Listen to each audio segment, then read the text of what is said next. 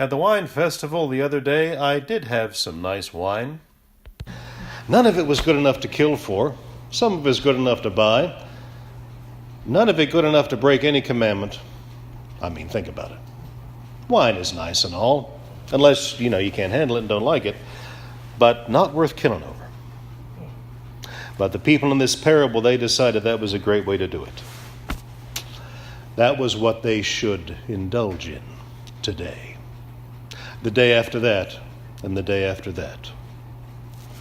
Murder that we may get what we want by treachery and deceit and violence. And the reward they get was more violence against them, so it says in the parable. That which the builders reject, to change the metaphor into a stone from the grapes, becomes the corner on which the whole is built.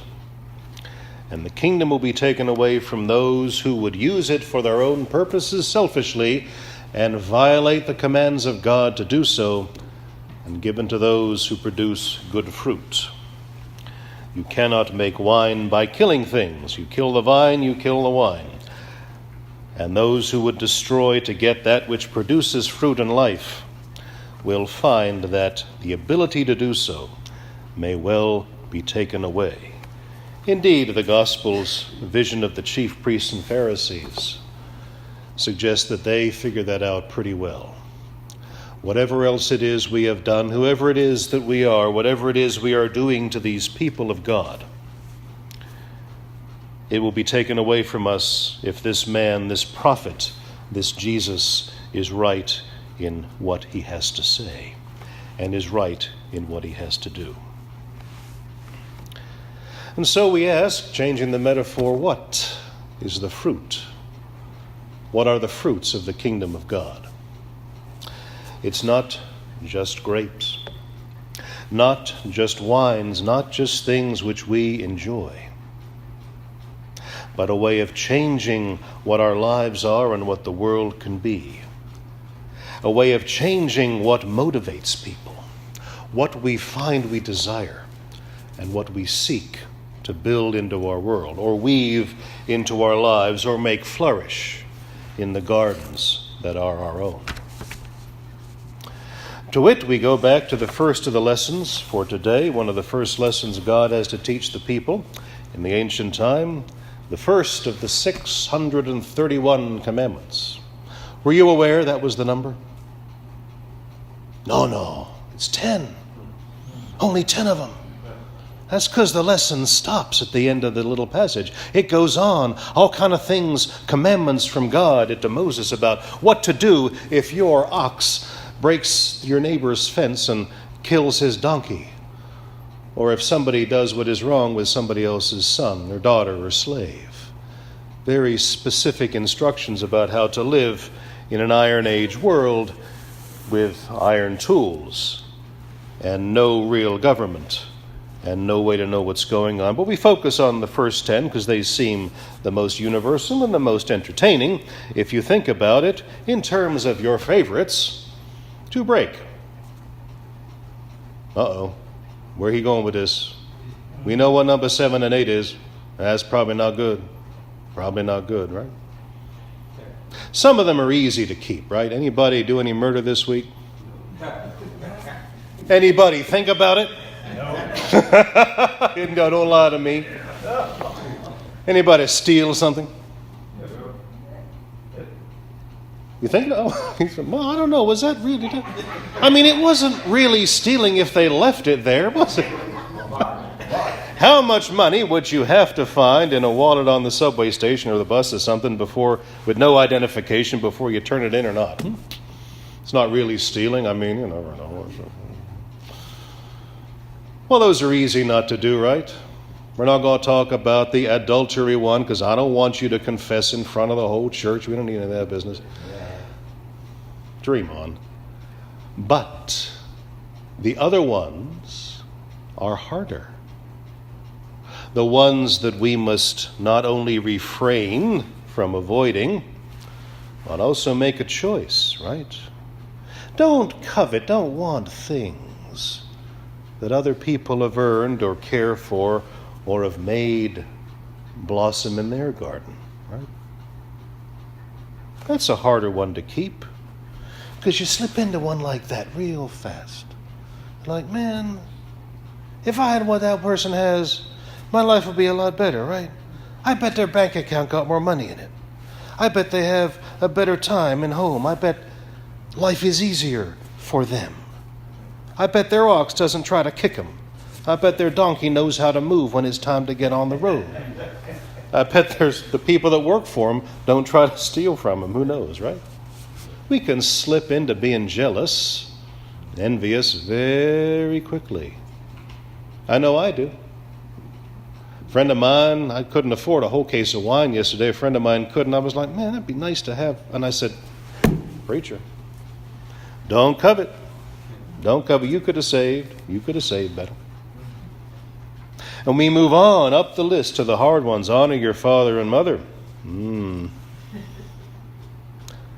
that all depends now, doesn't it? If they're gone on before, we can adjust our memories to be honorable.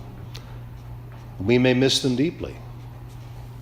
But if, as time from time to time happens, a father or a mother doesn't quite come up to scratch, wounded where he or she could have healed, cursed where he or she could have blessed, it's hard to know how to honor. 2 or 3 friends of mine have in their lives what they refer to as their ex-mother. They ended the relationship before the mother had died because of how they perceived she had treated them. And I don't know the whole whys and wherefores of it, but that may in fact be true.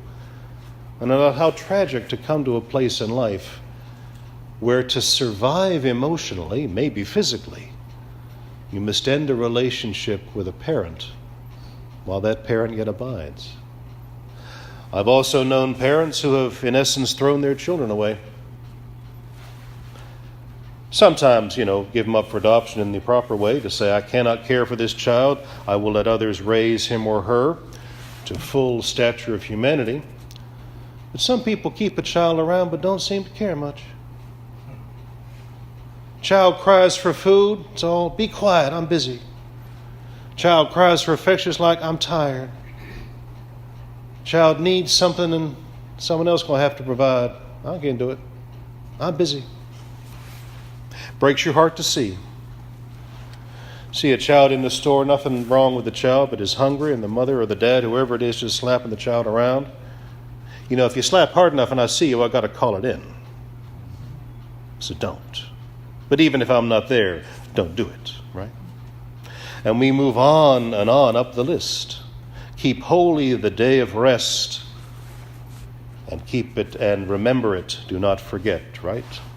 That, by the way, is the last day of the week, what we call Saturday, a day when we should have a time apart from all other times, one day a week.